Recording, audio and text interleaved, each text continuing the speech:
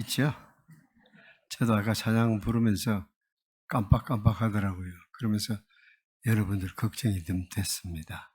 찬양을 하면서도 깜빡깜빡하는 것 같으면은 입 딱 다물고 듣기만 하려고 그러면은 얼마나 힘들겠어요. 그러나 편한 대로 그냥 하세요.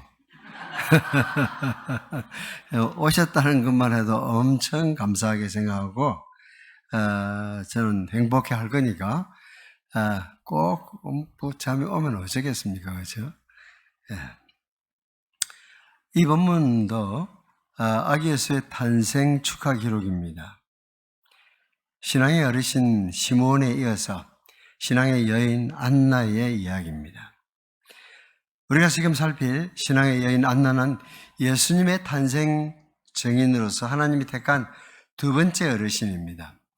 요셉과 마리아로부터 아기 예수를 받아안고 노래하는 시몬의 찬양을 들으면서 안나는 이 아이가 바로 메시아라고 확신을 냈습니다. 그래서 안나는 약속하신 구원자를 보내주신 것을 감사했고 그날 만나는 사람들에게 구원자로서 예수님이 오셨다는 사실을 전하는 삶을 살았다고 그렇게 말하고 있습니다. 신앙인 안나에 관한 기록을 남겨준 누가는 사복음서 기사 가운데서 아주 뛰어난 영성을 가지고 있었어요. 그는 성령으로 말미암는 찬양과 기도를 누가복음서에 자주 남깁니다. 같은 자리에 와서 같은 사람이 같은 이야기를 듣고 있어도 귀에 들어오는 말은 서로 다를 수 있잖아요. 제가 처음 서울 장성백에서 개척교회를 했을 때 우리 장로님 네 분 중에 한 분이 이렇게 마이크 금형 만드는 분이셨어요. 그분은 국제 콩쿠르를 해도 노래를 안 듣습니다. 국제 콩쿠르를 한다고 노래를 하는데 그분은 마이크만 봐요. 자기가 마이크 만드는 사람이니까. 어떤 마이크가 요새 유행하는 건지 그것만 딱 보고. 그러니까 사람들은 듣고 싶은 것만 듣고 보고 싶은 것만 보게 되어 있습니다. 그런데 누가는 보니까 예수님의 기도하는 모습을 자주 스냅으로 남겼어요. 그리고 기도에 관한 예수님의 교훈을 마태, 마가, 요한복음에 실리지 않는 이야기를 제일 많이 했어요. 그러니까 누가는 기도에 관해서 관심이 많았다는 겁니다. 그러니까 보고 싶은 것만 보는 것이 세상 사람들이고 다 그렇긴 하지만은 요즘처럼 세상이 이렇게 미친 것처럼 각자 자기 들을 것만 듣고 자기 믿을 것만 믿고 이런 때는 잘 없었던 것 같아요. 마지막 시대의 현상인 것 같습니다. 누가는 기도에 관해서도 많이 했지만은 특별히 찬양에 대해서 많이 남겨요. 누가복음 1장, 2장 보면은 찬양이 한 7가지 정도 나올 것 같아요. 아주 대표적인 성경에 실린 찬양들이 누가복음에는 1, 2장에 나오고 있습니다. 그리고 24장 마지막에도 보니까 성전에서 찬양하니라 그걸로 끝내고 있어요. 그래서 영성이 탁월했던 기도와 찬양에 대해서 마음이 같다는 것은 영성이 탁월한 사람이었다고 우리가 생각할 수 있습니다. 그뿐 아니라 누가는 특별히 주변인들에 대해서 관심이 많았습니다. 세상의 핵심 인물이 아니라 가난하고 힘없고 연약한 자들을 향한 하나님의 사랑과 구원 계획을 말하고 있습니다. 그래서 흔히 누가복음은 본방인이 아니라 이방인을 위한 복음서라고 그렇게 말하기도 합니다.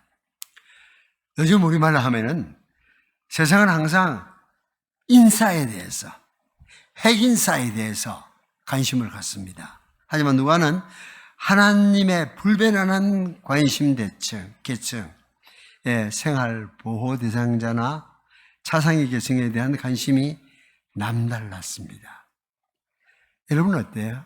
잘 나가는 사람들, 대박을 터뜨리는 사람들에 대해서 관심이 갑니까? 그럼 여러분은 신앙이 좀 더 성숙해져야 됩니다. 하나님의 시선이 가는 곳에 여러분의 시선이 가야 돼요. 하나님의 발걸음이 가는 곳에 여러분이 가야 됩니다. 그게 하나님의 사람의 특징이에요. 어떤 복음서보다도 힘들게 살아가는 사람들에 대한 관심과 배려가 특별합니다. 그래서 저는 누가를 통해서 예수님을 만나보고 싶은 정말 소원을 가지고 살았던 사람입니다.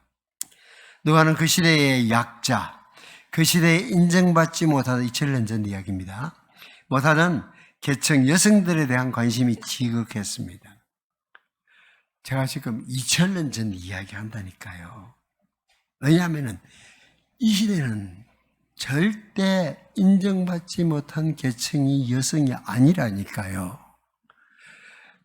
야고보 선생은 진정한 경건은 고아와 과부를 어떻게 해요? 그 환난 가운데서 돌아보는 사람이 신앙이 좋은 사람이라고 그러는데, 성경을 좀 읽을 때 너무 문자에 매여서 읽지 말고, 그 시대는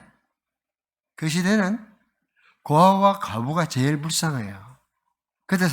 그때는 이 팔 힘이 현금화되던 시대입니다. 지금은 머리가 잘 돌아가면은 그 몸은 뭐 호리호리 해도 상관없어요. 잘 살아가요. 그때는 힘이 있어야 그러니까 땅을 파던 시대니까, 농사 짓던 시대니까 힘이 있는 남자가 한 가정에서 끝나면은 여자의 처지가 아주 비참해집니다. 그래서 하나님은 고아와 과부에 대해서 관심이 많았어요. 십계명을 반포하고 나서 이스라엘 사람들에게 그렇게 이야기했어요. 너 고아에 대해서, 과부에 대해서 함부로 대하면은 너희 자식은 고아가 될 것이고 너희 아내는 과부가 될 것이라고 그렇게 경고하셨어요. 그렇게 막말로 하나님이 막 이야기를 하는 것은 하나님 마음이 뜨거워서 그래. 그들을 향한, 그 불쌍한 사람들을 향한. 그런데 지금은 고아와 과부가 아니고 뭐라고 바꿔 읽어야 될까요? 고아와 호렙이에요. 성경을 정말 상상을 하면서 읽어야 돼요. 이 시대에 가장 힘든 계층은 혼자 있는 과부 아니라니까요. 과부들도 스스로 그렇게 생각해요. 아이고, 그 인간 그거 가고 나니까 내 요새 살판 났다. 친구들 만나서 그런다니까요. 그렇잖아요. 그러니까 요 시대는 정말 이렇게 혼자 된 남자들 불쌍하기 짝이 없어요. 혼자 된 남자가 제가 24년 동안 우리 산교에서 목회하는 동안에 결혼한 케이스는 정말 매치 안 되거든. 사별을 많이 했지만은 거의 건장한 남자인데도 불구하고 장가 못 가요. 왜? 돈 없잖아요. 돈 없는 남자한테 누가 시집 오려고 그래요. 세상은 그래도 괜찮아요. 그러나 우리는 신앙 공동체라고 말하면서도 똑같아. 아파트 한 채라도 넘겨줄 재산 없으면은 꿈도 꾸지 못하는 시대. 그러나 혼자 된 여자는 손자를 키워도 쓸모가 있습니다. 하다못해서 남의 밭을 보러 가도 갈 데가 있습니다. 남자들은 대책이 없어요. 저기 어떤 장로님처럼 아내가 부지런하게 이렇게 안 챙겨 먹이면 도무지 살아갈 수 있는 능력이 없는 사람도 있다니까요. 저도 늘 아내한테 부탁하는 게 절대로 일찍 가면 안 된다. 내가 암호를 아는 것도 없고, 그다음 컴퓨터가 고장나면 이거 좀 손보는 것도 그것도 못하고, 이렇게 밥은 말할 것도 없고 잘 안 되는데 당신 문제 가면 절대 안 된다 이러면은, 저번에 또 이과가 돼서 그런지 내 말을 잘 압니다. 그걸 내가 결정했냐 이러는. 그걸 내가 우리 마음대로 하냐 그러니, 말은 맞지. 말은 맞지. 우리 마음대로 안 하는 거 맞지. 그래도 남편이 그렇게 필사적으로 달라붙으면 말이라도 좀 고개라도 끄덕끄덕 하면서 좀 해주면 얼마나 좋겠어요. 그렇죠? 근데 정답요. 맞는 답만 말씀하셔. 그건 맞아요. 그렇지요. 하나님이 결정하시지. 근데 전 전체적으로 보니까 맞아요. 그런데 내가 생각해 보니까 하나님이 나를 한평생 동안 74살 되도록까지 인도하신 궤적이 있잖아요. 그럼 그게 어떻게 연결될 것인지 조금 그래서 추측할 수 있잖아요. 지금까지 나를 잘 챙겨주시는 그분이 어느 날 갑자기 여기서 떨어뜨리는 이런 일을 안 한다니까요. 그러실 수가 없잖아요. 물론 잘 모르긴 해요. 나도 확실하게 주장할 수는 없지만은 그러나 이제 느낌상 하나님이 설마 그러시기야 할래요. 그러면 이제 정말 처량한 끝없이 추락하는 남자, 불쌍한 남자가 또 하나 세상에 나오게 되겠죠. 어쨌거나 그래서 그때로서는 정말 대책이 없는 참 불쌍한 사람들이 혼자 된 여자들이었어요. 하나님이 오죽하면은 내가 네 아내를 갑으로 만들고 네 자식을 고아로 만들겠다. 나 고아와 가부에 대해서 함부로 대하지 마라 그렇게 막말을 하시겠어요. 하나님 너무 마음 아픈 거라. 그때 그 어려운 처지에 살아가는 여인들에 대해서 우리 하나님은 그러신 분입니다. 우리 하나님은 어려운 사람들에 대해서 관심을 가지시는 분입니다. 그래서 누가는 하나님의 마음을 알기 때문에 하나님의 나라에서 여성들이 어떤 자리를 차지하고 있는지 따뜻한 시선으로 기록하고 있습니다. 어디에 피어있어도 아름다운 꽃처럼 각자 있는 자리에서 향기를 발하는 여성들의 이야기를 놓치지 않고 기록하고 있습니다. 아주 공평해요. 할아버지 시므온 이야기를 하면 반드시 할머니 안나 이야기도 나와야 이게 쌍을 딱 이루잖아요. 남자 이야기 했으면 여자 이야기 나오는 거야. 그 동진을 치우기 위해서 이렇게 집을 썰던 여자 이야기가 나오면은 그 다음 이런 양을 찾는 또 남자 이야기, 이야기가 반드시 나오는 이게 누가복음의 특징입니다. 본문으로 한번 가볼까요? 예수님이 탄생을 축하하도록 하나님이 택한 두 번째 증인 신앙의 여인 안나에 대해서는 3절 짧지만은 거의 완벽한 소개를 하고 있습니다. 그런 의미에서 본문 3절은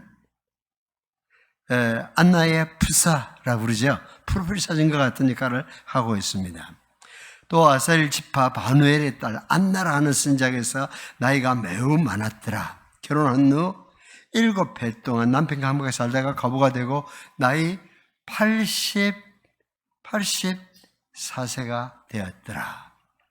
이 사람이 성전을 떠나지 않냐고 주야에 금식하며 기도함으로 승리되니 마침 이때에 나와서 하나님께 감사하고 예루살렘의 성령을 바라는 모든 사람에게 그에 대하여 말하니라.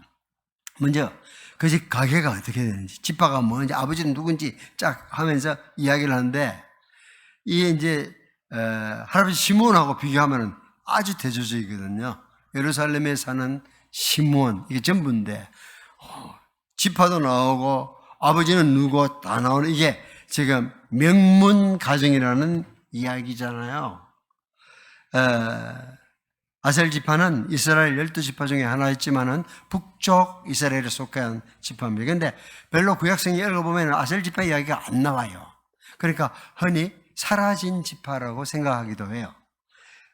오늘 우리 시대와 달리 아이가 태어나는 것은 큰 축복으로 여겼습니다. 아이가 태어났다 그러면 온 가문의 동네의 축복인데 요새는 어떻게 됐죠? 요새는 분위기 확 바뀌었어요. 20살, 20대 말할 것도 30대가 되어도 너 왜 결혼 안 하니? 이런 말을 할 수 있는 강큰 부모가 별로 남아있지 않아요. 그러다가 결혼을 했는데 너 왜 아이는 안 가지니? 이런 말을 어떻게 해요? 큰일 날, 절대 그런 말 해서 안 된다 하더라고요. 하여간 이게 말세 징조거든. 옛날에는 그러지 않았어요. 아이를 낳지 못하면은 하나님 앞에 매달렸어요. 그래야 되는데 라헬은 어떻게 했어요? 남편한테 그냥 남편을 덜 못 갔잖아요. 야곱이 라헬을 얼마나 사랑했습니까? 7년 동안 연애하고 또 결혼을 하고도 또 7년 동안 머슴살이하고 그래가지고 얻은 여자인데 바가지 앞에는 절대 견뎌내지 못합니다. 여러분, 야곱만 바가지 앞에서 견뎌내지 못한 것이 아니라 성령의 사람 다윗도 마찬가지입니다. 붓개가 들어오는데 그냥 벌렁벌렁 춤을 추면서 다 좋아하는데 완전 그 옛날에 옷이라는 그렇잖아요. 좀 흔들고 이러면 속옷이 뭐 비바이시도 아닌데 이게 아내가 얼마나 신경 쓰여요. 남편 딱 들어오는데 여보 언제 배우셨어요? 깨추시던데 이러면서 그냥 완전히 남편한테 하니까 그 성령으로 충만했던 다윗의 얼굴이 싸늘해지면서 그래? 내가 모든 사람으로부터 무시를 당해도 난 너한테는 존경받았으면 좋겠어. 그리고 그 결혼 생활 끝난 거 여러분 아시죠? 여러분, 다윗 같은 성군도 아내의 바가지를 견디지 못하거든. 우리 같은 평범한 사람을 너무 기대해서는 안 됩니다. 바가지를, 이때 이제 아멘이 나오네. 기대해서는 안 됩니다. 그냥 보통 사람들이고, 사실 이 시대 남자들은 불쌍하거든요. 불쌍하지 않습니까? 여러분은 그런 시각을 못 보지만 저는 남자로서 생각해보면 참 이 시대 남자들이 불쌍해요. 그전에는 아무것도 못해도 한평생 자식들 키우지도 안 해도 그래도 그 소리 꽝꽝 치던 시대를 나는 봤거든요. 한 거랑 아무것도 없어. 그런데도 남자라는 그 하나의 타이틀을 가지고 끝까지 그래도 호기롭게 살았던 어른들을 봤는데 요새는 젊은 사람들은 더 그럴 거예요. 나는 지금 살고 세상을 떠난다는 것이 너무 감사해요. 내가 지금 장가갈 나이라 그러면은 주님 난 그냥 데려가세요 하고 이야기를 하고 싶어요. 이번에 우리 울산교회에서 오랜만에 이제 부부생활 세미나를 한다고 저희를 제주도 새생명 하는데 저녁 프로그램으로 부부생활 세미나를 하는데 부부생활 세미나를 하는데 프로그램 중에 이제 쭉 가는데 강사들이 물론 이야기를 하지만은 마지막에는 편지를 써요. 네, 제가 부탁을 해요. 편지 쓸 때는 존댓말로 써주세요. 부탁을 해요. 20년 전에 시작할 때는 부탁 안 해도 다 존댓말로 써요. 집에서는 어떻게 하더라도 그래도 공적으로 편지를 쓸 때는 그래도 존댓말로 쓴다고. 그런데 어느 날 한 10년쯤 세월이 지나가니까 남자들은 그래도 존댓말을 써. 그런데 여자들은 반말을 막 써. 그런데 요새는 그냥 무차별하게 반말을 쓰는데 듣기 민망해서 내가 부탁을 하죠. 제발 그러시지 마시고 집에서 어떻게 했더라도 막 그까지는 조사 안 할 거니까 제발 존댓말로 좀 써주세요. 어제 뒤에 또 발표해야 되더라도 그렇게 얘기를 하는데 그래서 어느 여집사님께서 편지를 쓰는데 그런 이야기를 하는 거야. 자기 집 아이 5살짜리 아이를 이름을 부르면서 아무개야 네 나중 잘 커가지고 예쁜 공주하고 이렇게 결혼을 해서 살아야 된다, 잘 살아야 된다. 그런데 그 5살짜리 아이가 아주 똑똑한 아이 같아. 공주하고 결혼하면 뭐해? 늘 야단만 맞을 건데. 공주하고 결혼하면 뭐해? 늘 야단만 맞을 건데. 엄마가 뉘우쳤습니다. 남편을 너무 구박하고 야단치고 하니까 아들이 결혼 안 하라 그러잖아요. 봤잖아요. 그게 머리가 돌아가는 애더라고 보니까.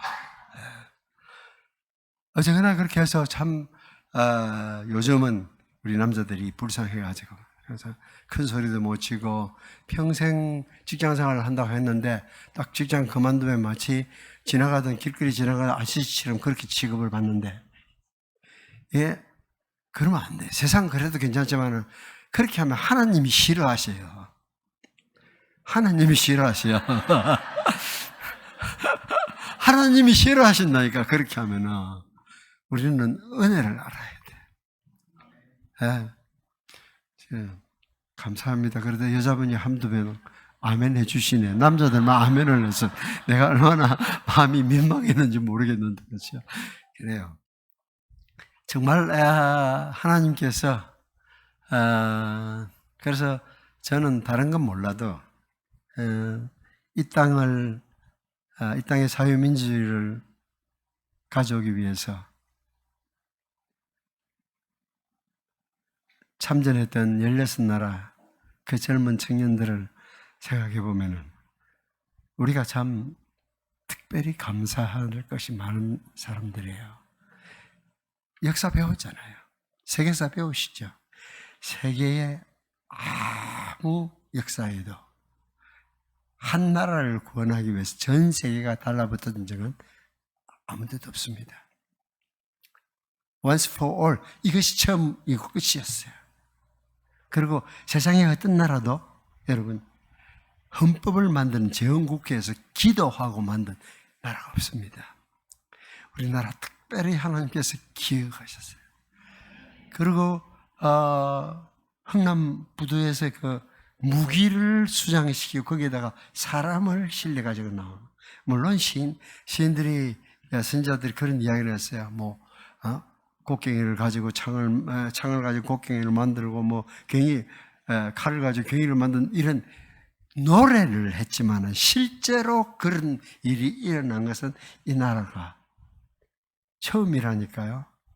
그리고 우리 선배들이 얼마나 기도했어요. 부산에 막 이제 밀려가지고 부산에만 남아있는데 부산의 교회에서 목사장로 모여가지고 기도했잖아요. 그러면 희망이 있습니다. 여러분, 기도하면 희망이 나오게 되어 있습니다. 정말 오늘 이 교회 와가지고 교회당 건축하는 모습 보면서 내가 목사님 보고 그랬는데 내 20억 있으면 주고 싶다고. 그 지어야 될 때 지어야지. 이게 뭐냐고 이게.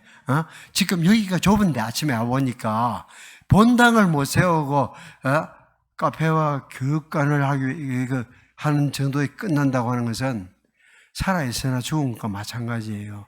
돈 없습니까? 몇십억이 될 걸 가지고 그렇게 하시는지 잘 모르겠어요. 하여튼 그런 생각을 하고 있어서 제가 목사가 됐는지 모릅니다. 이 아셀 지파는 그렇게 자녀가 많지는 않았어요. 후손이 많지는 않았는데 그래도 남은 사람들이 있었고 하나님의 남겨두신 은총이 있었어요. 그래서 그 지파를 위해서 남겨진 하나님의 은혜 때문에 아셀 지파 누구? 바누엘의 딸 안나라고 하는 이 신앙의 여인이 이 땅에 오신 예수님을 메시아를 증거하는 아주 중요한 배역을 맡고 있습니다. 안나 아버지의 이름은 바누엘이라고 되어 있죠. 그러니까 헬라식으로 말하면 바누엘인데 히브리식으로 말하면 분이엘이에요. 분이엘 여러분 들어보셨잖아요. 분이엘, 요 하나님의 얼굴. 내가 하나님 얼굴을 배웠는데 죽지 않았다는 뜻에서 이름이 분이엘입니다. 그러니까 또 아셀 지파 분이엘의 딸 안나라는 선지자가 있어 하는 이 표현은 흔히 구약 선지서 앞부분에 보면은 무슨 지파 누구의 아들 아무개에게 하나님의 말씀이 임하니라 이런 이야기거든요. 그러니까 이 신앙의 여인 안나는 신앙의 어르신 시므온과 달리 격식을 갖추어서 소개되는 신앙의 명문가나 요즘 표현을 빌리면 그런 이야기입니다. 근데 여선지라고 하는 직책은 그렇게 흔한 직책이 아니에요. 이스라엘 역사에서 여선지로 7명만 딱 인정하는데 그 중에서 우리가 아는 사람 몇 사람 있긴 해요. 미리암 여선지였거든요. 드보라, 홀다 이런 사람이 여선지입니다. 그만큼 여선지라고 불린다는 것은 명예로운 일입니다. 거기에 비해서 다시 말합니다만 시몬은 부친 소개도 없고 평범한 예루살렘 시민으로만 그날 마침 성령의 감동으로 예루살렘 성전으로 들어간 데 비해서 신앙의 여인 안나는 아예 성전에서 살다시피 하다가 마침 이때에 성전에 다시 등장합니다. 여기 27절에 보니까 그날 마침, 그리고 38절에 마침 이때에, 이런 기록이 우리의 삶을 경이롭게 만드는 하나님의 계획입니다. 우리의 평범한 삶을 반짝하고 하나님의 빛을 비치는 사건인데 다른 표현을 가지고 말하면은 루시 가서 베는 자의 밭에 이르렀더라. 가서 베는 자의 밭을 따라서 밭에 이삭을 줍는데 우연히 누구 밭에? 보아스의 밭에. 우연히 엘리멜렉의 친족 보아스에게 속한 밭에 이르렀더라. 친족 밭인지 친척 밭인지 누구 밭인지 몰라. 그냥 가다 보니까 그 밭에 이르렀는데 우연히 엘리멜렉의 친족 보아스에 속한 밭에 이르렀더라. 근데 또 다른 기록 보니까, 다른 데 보니까 한 사람이 우연히 활을 당겨가지고 쐈는데 이스라엘 왕의 갑옷 솔기를 쏜지라. 그래서 이스라엘 왕이 죽고 말잖아요. 우연히 우리의 운명을 결정한다는 것, 우리가 볼 때는 우연인 것 같았어. 그러나 룻을 그 밭으로 인도하는 하나님의 필연적인 도움이 있다는 거 우리는 믿고 삽니다. 그렇지 않습니까? 메시아를 만난 다음에 두 사람의 반응 아주 대조적입니다. 시몬은 메시아를 만나고 나서 오랫동안 메시아를 기다리는 그 일에서부터 노연함을 찬양하고 있습니다. 심과 죽음을 사모합니다. 그러나 안나는 메시아를 만나고 나가지고는 이제 새로 힘이 나는 것처럼 전에는 기도만 하고 밤낮으로 사는 사람이 그냥 모든 사람에 대해서 말하니라는 그 단어는 말하기를 시작했고 계속해서 말했다. 이 말을 잘 알아듣기 위해서는 40년, 50년 전에 왜 여고생 같이 동창생들끼리 저 설악산 산장에서 만났어. 4명이 만났는데 그러면은 언제 이야기해요? 여고 다닐 때 이야기하잖아. 친구 이야기 시작해가지고 그때 아무개 선생님 별명은 뭐였고 어쩌고 한데 막 4사람이 번호표 뽑아가지고 대기표 뽑아가지고 이야기합니까? 그냥 막 이야기하는데 8시에 모여가지고 밤 10시가 돼도 끝이 안 납니다. 12시가 돼도 끝이 안 납니다. 그래 2시쯤 되면 이제 좀 자자 이러잖아. 누가 그렇게 이야기를 했다는 거예요. 이 말이 모든 사람에게 이 악의에 대하여 말하니라. 두 사람은 대조점뿐만 아니라 공통점도 가지고 있습니다. 두 사람 다 나이 많은 어른들이잖아요. 그러면 왜 하나님께서 하필 나이 많은 분들을 택해서 아기 예수가 태어나는 것을 환영하도록 했을까요? 마치 오래 기다렸던 메시아라는 것을 느낄 수 있도록 환영하는 배역을 맡은 분들이 연세된 어르신들로 캐스팅되어 있습니다. 임향한 일편단심으로 한평생을 산 분들이 맞이하는 메시아라는 뉘앙스가 풍기고 있습니다. 하여간 안나는 하나님의 계시가 중단된 지 수백 년 만에 새로 처음으로 등장한 선지자입니다. 그래서 여선지라고 하는 이스라엘 역사에 흔치 않는 매끄러운 직분을 가진 여인입니다. 하지만 그녀가 걸어온 삶의 여정을 보면은 결코 평탄하지 않았습니다. 오히려 험한 인생길을 걸어왔다고 말하는 편이 공정할 것입니다. 하긴 산이 높으면은 골짜기가 깊습니다. 여선지라는 명예의 뒤편에는 홀로 된 삶을 살아왔던 여인의 아픔이 자리하고 있습니다. 나는 아주 젊은 시절에 과부가 되었습니다. 결혼한 지 7년 만에 과부가 되었다 그러죠. 결혼 이제 7년이면 나이가 얼마나 됐을까요? 자, 10대, 20대, 30대, 40대 뭐가 맞을까요? 예. 우리가 요새 결혼을 너무 늦게 해가지고 결혼하고 7년 동안 살았다 하면은 그냥 30대일 것처럼 생각하지만은 이스라엘 2000년 전에 우리 100년 전 한국도 조혼했잖아요. 일찍 결혼했으니까 아마 틀림없이 20대였을 것 같습니다. 안나는 일찍 인생의 슬픔을 맛본 여인이지만 그것 때문에 쫄아들지 않았어요. 신앙의 여인 안나는 슬픔 때문에 하나님을 원망하는 삶을 살지 않았습니다. 슬픔은 사람을 양갈래로 가게 만듭니다. 슬픔은 사람을 강포하고 모질게 만들기도 합니다. 그러나 슬픔은 사람을 부드럽고 남을 동정하게 만들 수도 있습니다. 제가 중요한 말을 할 때마다 칼로링이 울리더라고요. 혹시 눈치챘는지 모르지만은 슬픔은 인생을 두 갈래로 가게, 슬픔과 고통에 직면함으로써 신앙을 포기하기도 합니다. 그러나 환난과 고통을 통해서 자신을 신앙으로 이끄시는 하나님의 손길을 만나기도 합니다. 환난과 슬픔을 통해서 신앙의 뿌리를 더 깊이 내릴 수도 있습니다. 왜 그런 차이가 나죠? 그것은 하나님을 어떤 분으로 생각하느냐에 달려 있습니다. 하나님을 무자비한 운명의 신으로 생각한다면 고통의 순간, 슬픔의 순간에는 하나님을 미워하고 증오하게 될 것입니다. 그러나 하나님을 자비의 아버지, 모든 위로의 하나님으로 아는 자는 우리의 삶에 결코 헛된 고통을 주시지 않는다는 것을 믿습니다. 모든 환난 중에서 우리를 위로하시는 하나님의 넘치는 위로로서 환난 중에 있는 다른 자들을 능히 위로하게 하시는, 위로하게 하셔서 우리를 성숙시킵니다. 예수 믿고 나니까 쫙 풀렸더라. 그냥 대박의 연속이었다. 이런 거 없다니까요. 저도 예수 교회 당에 발디딘 지 70년은 됐지만은요. 특별히 우리 부모는 예수 믿고 나서 하나도 잘 풀리는 게 없었어요. 전체 다 내리막길.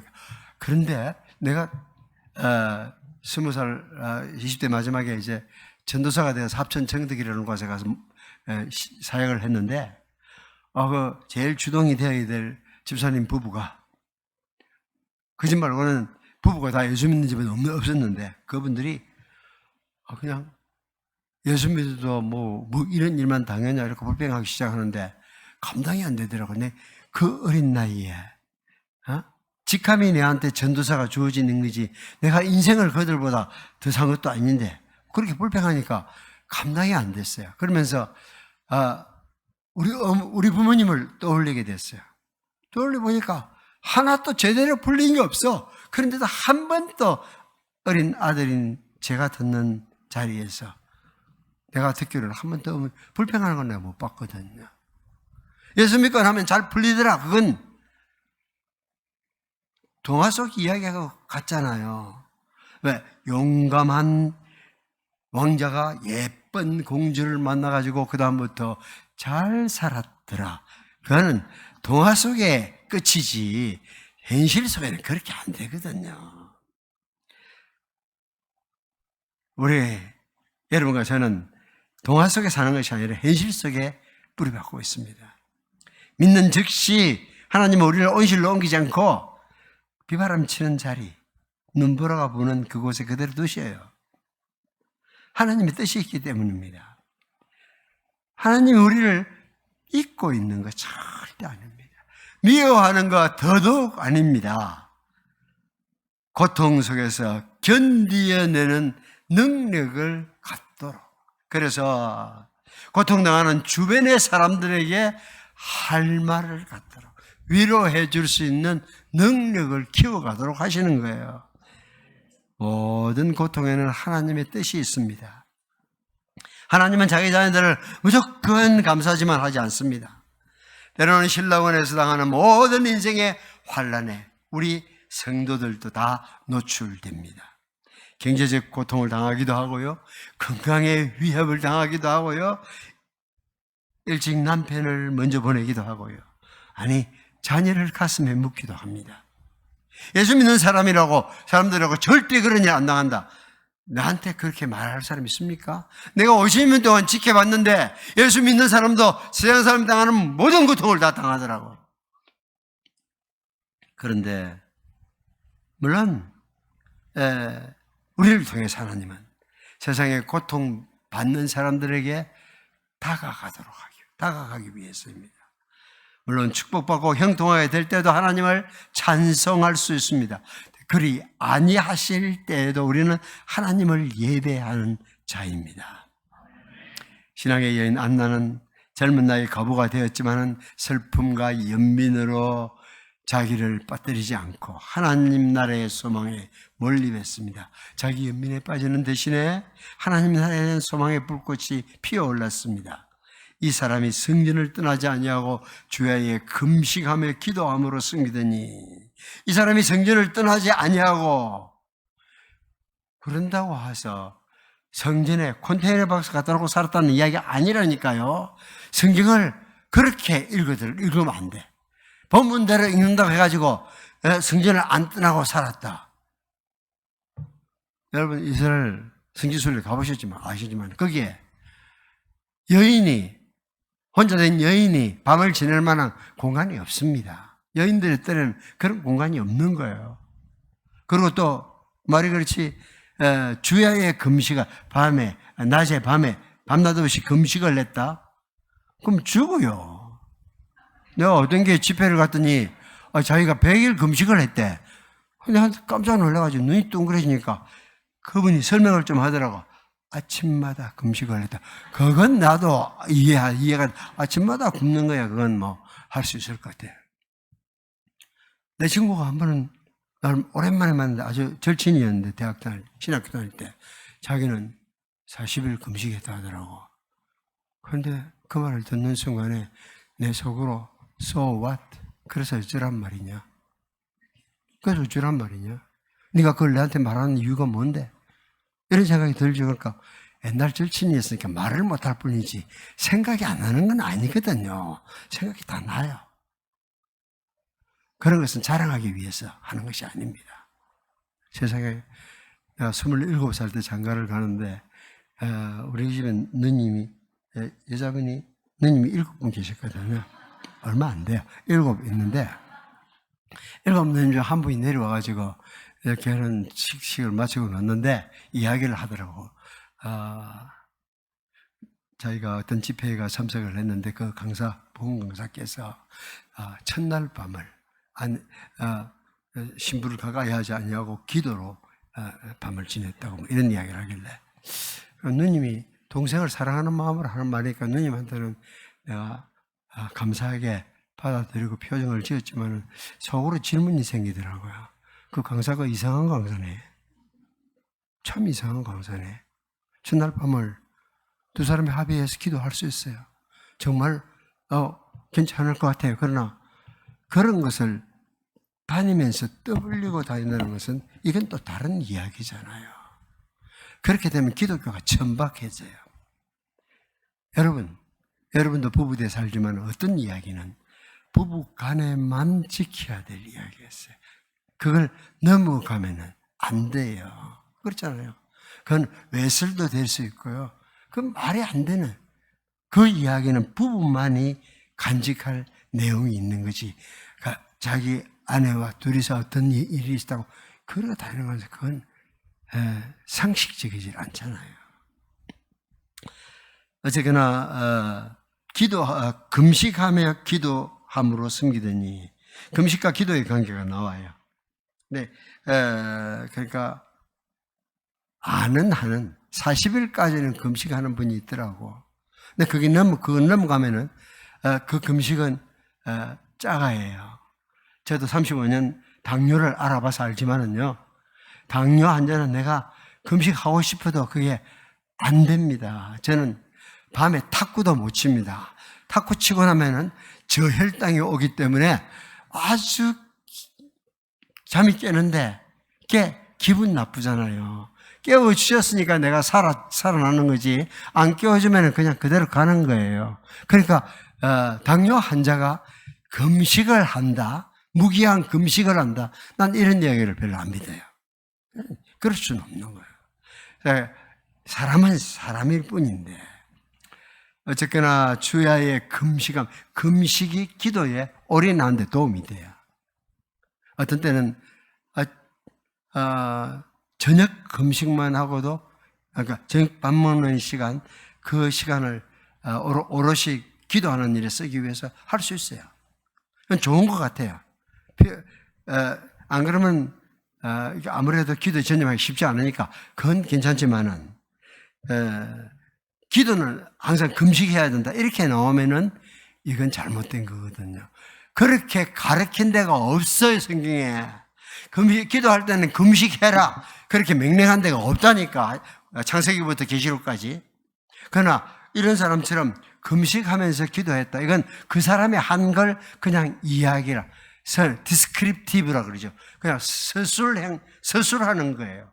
서술하는 거하고 그걸 노마티브로서, 규정으로서 하는 거하고는 이게 의미가 달라지는 거죠.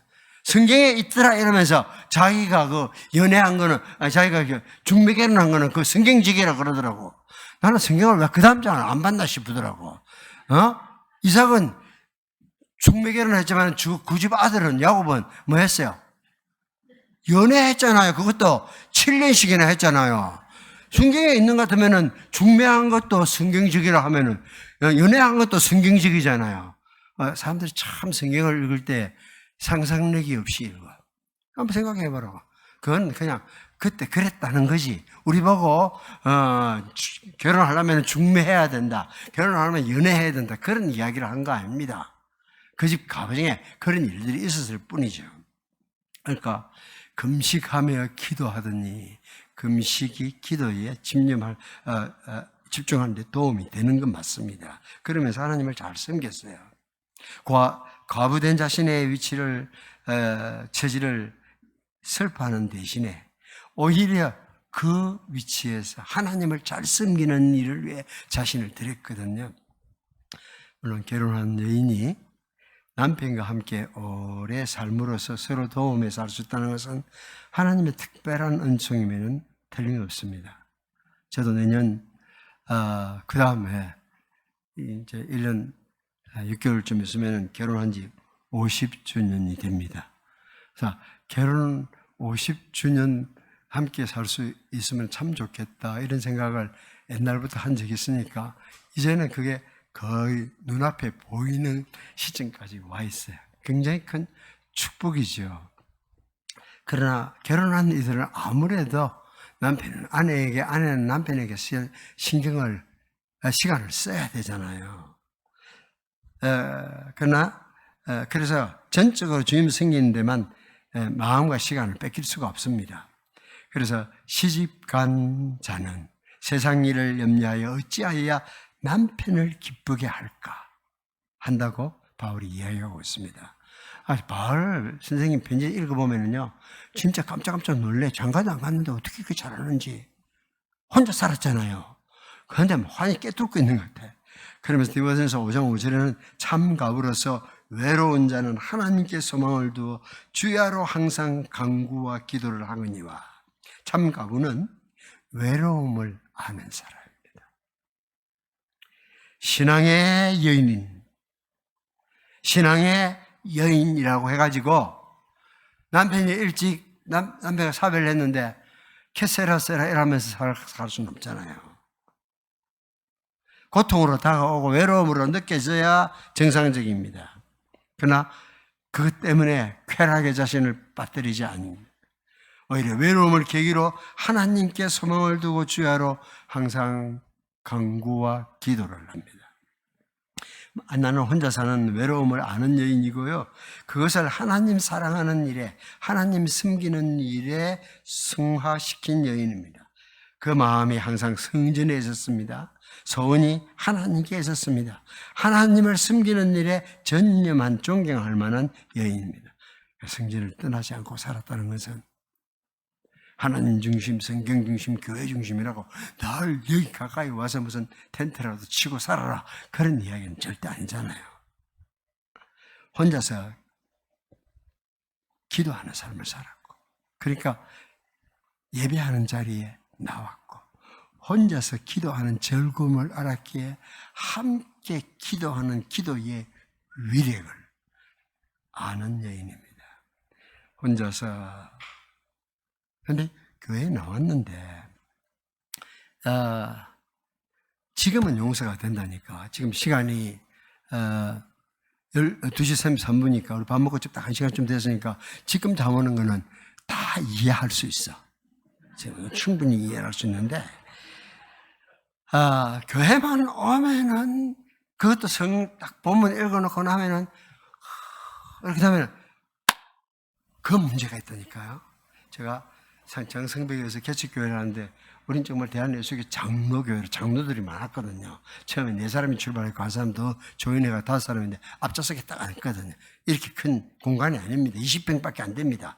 그러니까 여기서 바로 앞에, 내가 이 말을 좀 열심히 하면은 침이 튕길 만한 자리에 앉아있는 사람들인데, 장로님 한 분이 본문 읽어놓고 나서 내가 설교 딱 하려고 그러면은, 그래서 처음엔 나이스하게 말했죠. 토요일 밤에 좀 일찍 주무세요. 토요 맹학 이런 거 감상하시지 말고 좀 일찍 주무세요. 그런데 다음 주일에 졸았겠고요, 안 졸았겠고요. 졸아요. 또 졸아요. 몇 번 그런 일이 한두 달 연속되니까 처음에 우리 그러잖아요. 처음에는 잘 참잖아요. 그러다가 이제 뚜껑이 열려가지고 그렇게 교회 와가지고 날마다 졸라면은 그냥 텔레비전 연속극 재방송이나 보라고 내가 했는데 다음 주일에 보니까 교인이 하나 줄어버렸어.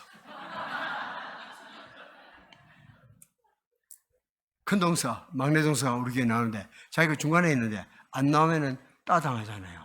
그래서 교회에 나오기 시작했으니까 앉아있긴 해도 귀에 들어올 리가 만무한 거예요. 근데 모처럼 그날은 딱 귀에 말씀이 꽂혔는데 그렇게 졸 바에야 연속극 재방송이나 바라네. 그 말이 그냥 은혜를 받고 아멘 하고 그 다음 주부터 안 나오는 거예요. 그런데 장로님은 나오시잖아요. 나오셔가지고 또 졸잖아요. 그래서 그 다음부터는 제가 전략을 바꿨습니다. 졸고 있다가도 사람들이 웃을 때 잠 깨어서 한마디만 들어도 천국 가는데 보탬이 되니까 졸더라도 나오라고. 그래서 내가 2시 반에 조는 사람들에 대한 하해와 같은 마음을 갖게 됐습니다. 한 사람 잃고 같은 그러니까 일주일 내내 신경 쓴 게 딴 것만, 세상 것만 신경을 써. 날 보는 게 여기서도 뉴스나 찾고 이래가지고 성경을 한 번도 안 보고 나오면은 주일날 설교 딱 본문 읽자마자 정신이 바짝 차려지는 그런 기적은 안 일어나더라고. 일어났으면 좋겠는데. 그러니까 졸게 되지 뭐. 너무나 당연한 거지. 그렇지만 졸려면 연속극 보라 이런 소리는 더 이상 안 합니다. 졸더라도 그냥 나온 거 참 잘했습니다. 딱 그렇게 말을 하려다 보니까 속이 얼마나 썩습니까? 속이 얼마나 썩습니까? 나도 머리숱이 꽤 있었어요. 근데 지금 다 빠져버렸잖아요. 어쨌거나 매일 성경을 묵상하고 매일매일 따로 기도하는 시간 5분이라도 좋고 그런 시간 가지다가 오면은 주일이 기다려진다니까요. 주일이 기다려져요. 제 아내가 대학 2학년 때인가 뭐 교회를 다니기 시작했어요. 그전에는 대구라는 큰 도시에 살았는데 아주 순수한 이방인의 삶을 산 사람입니다. 그러니까 초등학교 다닐 때부터 취미가 믿는 아이들 핍박하는 게 취미였어요. 그래서 고등학교 동기가 울산교회 목사 아내가 됐다는 소리, 사모가 됐다는 소리를 듣고 포항에서 전화했더라고.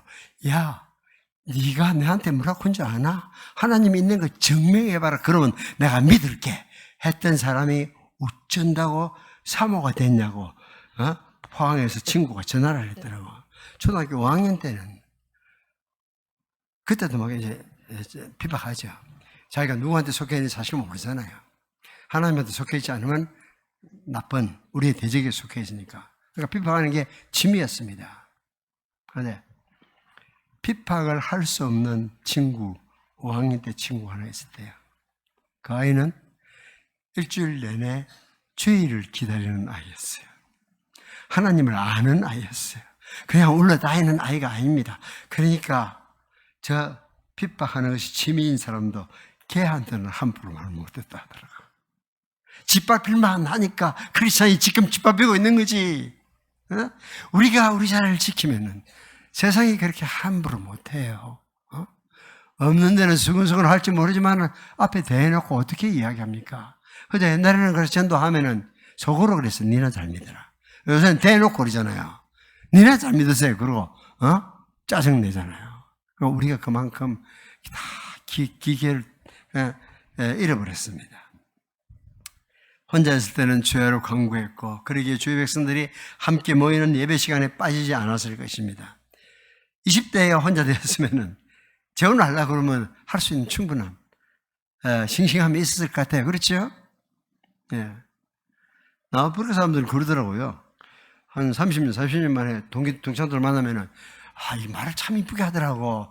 나 옛날에 젊고 예뻤는데 지금은 예쁘기만 하네 이러더라고. 뭐가 하나 빠져버렸잖아요. 내 옛날에 젊고 이뻤는데 지금은 이쁘기만 하네. 그런데 젊음이 사라져버립니다. 그렇죠? 결혼하기 원했으면 충분히 결혼하면 젊은 나이였습니다. 근데 이 여인의 눈에는 점점 하나님의 교회에 현실이 들어왔습니다.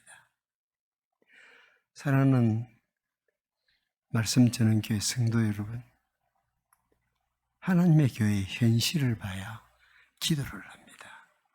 그때는 예루살렘에 47년간의 공사가 계속되는, 여러분 교회도 보니까 한 40년 된 것 같더라고요. 보니까 47년간 건물이 지어지고 있는, 외적으로 보면은 종교가 부흥하는 시대였어요. 그러나 예루살렘 성전 안에서 이렇게 있다 보니까 안에 이야기를 흘려 들을 수 있잖아요. 눈으로 볼 수도 있잖아요. 근데 제사장들, 서기관들, 이런 사람들이 어떤 삶을 사는지를 보면서 너무 마음이 아팠어요. 하나님의 성전이, 예루살렘이 이렇게 되어야 되겠습니까? 그게 한이 맺혀가지고 반낮 없이 기도했던 여인입니다. 여러분은 어때요? 이 오랜 세월 동안에 교회당 하나 짓는 걸 가지고 이렇게 많은 장시간을 끄고 있고 기껏해서 지금 반딱 잘라가지고 1, 2층만 한다. 이렇게 보면은 돈 없으면 기도하세요. 하나님 우리를 도와주세요. 이런 기도가 시작되면요, 하나님 역사를 하십니다. 하나님 역사합니다. 안나는 예루살렘의 상황, 성전의 실태를 보면서 주님이 오시지 않고는 절대 바뀌지 않겠구나. 그래서 오시는 것을 그렇게 밤낮 없이 사모한 겁니다. 기도하는 일에 온통 간구하는 일에 자신을 쏟아부었던 여인입니다. 하나님의 교회가 당면한 현실로 슬퍼하는 여인입니다. 하나님의 백성은 하나님의 교회의 상태를 보아야 합니다. 홀로 된 믿음의 여인 안나의 삶은 금식과 간구로 보내었습니다. 가부라고 다 그렇게 그때나 지금이나 사는 건 아닙니다. 이제 아기 예수를 만남으로 안나의 간절한 기도의 시기는 끝나고 동일한 소망 속에 사는 사람들에게 간증을 하기 시작하는 거거든요.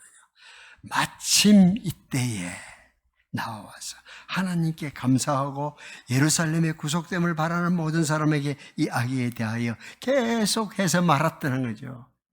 그런데 제가 눈에 들어왔던 것은 아무에게나 그 이야기를 안 했더라고. 누구? 예루살렘의 구속됨을 바라는 모든 사람들에게 이 아기에 대해 말하는 거야. 그 지혜가 있어야 돼. 나이가 많아지면은 그러세요. 묵꿀랑 답해라 그러잖아요. 답하더라도 1절만 해라 그러잖아요. 그게 어쩔 수 없는 상황인데, 나이가 많아지면 그런 현상이 나타나는데, 이 여인은 딱 예루살렘의 구속을 바라는 사람들에게만 이 아이에 대해 말하는 엄청난 신앙의 성수이고 지혜입니다. 그렇게 돼야 돼. 제가 섬기던 어떤 교회에도 정말 열심으로, 세상에 말릴 수 없는 사람인 것처럼 열심으로 전도하고 다니는데 딱 고장난 레코드판이에요. 어떤 자리에서 어떤 사람을 만들었든지 자기 돌리기 시작하면은 그냥 그대로만 딱 이야기하는데 나는 그런 분 볼 때마다 늘 답답해요. 나한테 좀 고난이 주어지면은 서울리게 전도하는 사람들 다 그냥 남한 산성으로 보내고 싶은데 그게 안 되더라고요. 사람에 따라서 해야 될 말이 달라져야 돼. 우리가 전해야 될 주님은 동일해요. 처음 두 절은 안나에 대한 일반적인 소개입니다. 38절을 기술하기 위한 기초작업입니다. 마침 그날도 예루살렘 성전 여인들이 뜰에서 하나님을 섬기는 중에서 시몬의 찬양을 듣고 메시아를 알아보고 감사드렸습니다. 그래서 오랜 경구의 삶은 마감되고 정거의 삶이 시작되고 있습니다. 그런데 소수의 사람들의 마음 속에는 아직도 예루살렘이 회복되기를 바라고 있으니까 그 사람들을 만나서 알기 위해서 왔다는 것을 이야기를 했다는 거죠. 자, 나이에 따라서 사라지지 않는 신앙인의 모습 보여줍니다. 늙음에는 육체적인 아름다움이 감소해야 정상이에요. 세상에 딸 시집 보내고 며느리 맞이하면서도 당신의 미모를 그들과 견줄라 그러면 안 돼요. 그건 나쁜 엄마예요. 오늘은 얘야, 네가 신부다. 오늘은 네가 스타다. 이렇게 해서 좀 나이가 많아졌는데도 불구하고 얼굴이 포동포동하다고 자기는 폼을 잡을지 모르지만 저는 징그럽더라고. 그런 여자를 보면은. 그러면 안 돼. 나이 같은 표시가 얼굴에도 나타나고 대신에 그 젊음의 아름다움은 사라지지만은 신앙인의 얼굴에서 떠올라야 하는 영광의 빛. 성화를 그리면 이렇게 쭉 뒤에 둘러싼 그림 있잖아요. 이게 이제 나이와 함께 찾아오는 겁니다. 그렇죠? 어쨌거나 나이에 따라 사라지지 않는 신앙인의 모습을 보여줍니다. 늙으면 육체의 아름다움은 감소되는 것이 정상적이에요. 늙으면 신체적인 힘이 줄어드는 것이 정상이에요. 내가 아침에 이야기했죠. 내한테 기대고 오락가지고 빠당 자기만 넘어지면 좋은데 안에 갈비뼈까지 하나 나가도록 이렇게 하는 어쩔 수가 없는 거예요. 늙으면 또 옛날처럼 그렇게 하고 싶은 일이 줄어들 수도 있어요. 그러나 안나를 통해서 우리가 볼 수 있는 것은 신앙인의 희망, 소망은 나이에 따라 시들지 않습니다. 더 좋은 희망이 오늘 우리에게 주어지는 것을 사모합니다. 나이는 결코 구주 오심에 대한 희망을 꺾을 수 없습니다. 오히려 그 소망이 더 절실하게 느껴져야 합니다. 잘 들어보십시오. 우리에게 가장 영광스러운 날은 아직 오지 않았습니다. 그날에 대한 한없이 설레는 마음을 가지고 살아야 이게 남은 날들이 아름다운 거예요. 나이가 많아지면 환영하는 동네가 없어요. 노인을 위한 천국은 없다. 어디서 읽어보셨죠? 세상 어디에도 없습니다. 그렇지만은 우리의 신랑 되신 그분 바라보면서 94세 어머니가 세상을 떠나면서 한 6개월 앞두고는 좀 그러시더라고. 아버지, 내 나이가 어떻길래 이렇게 안 데려가냐고. 내 나이가 어때서 하는 노래를 개사에서 어떤 분이 들려줘가지고 이제 신부로서 준비가 됐는데 왜 안 데려가느냐고. 저는 며느리가 거들기도 해요. 어머니, 그래도 오래 사는 것이 축복이라고 성경에는 안 그랬습니까? 야야, 나도 그런 줄 알았다. 근데 힘들다고, 그렇죠?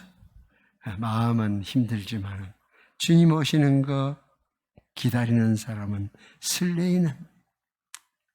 여러분과 제가 임종을 앞둘 때 한평생 믿었던 우리 주님이 우리에게 주시는 영광이 얼굴에서 빛나기를 바랍니다. 거룩하신 아버지 하나님, 오늘도 사랑하는 성도들과 함께 하나님의 말씀을 생각할 수 있도록 해주셔서 감사합니다.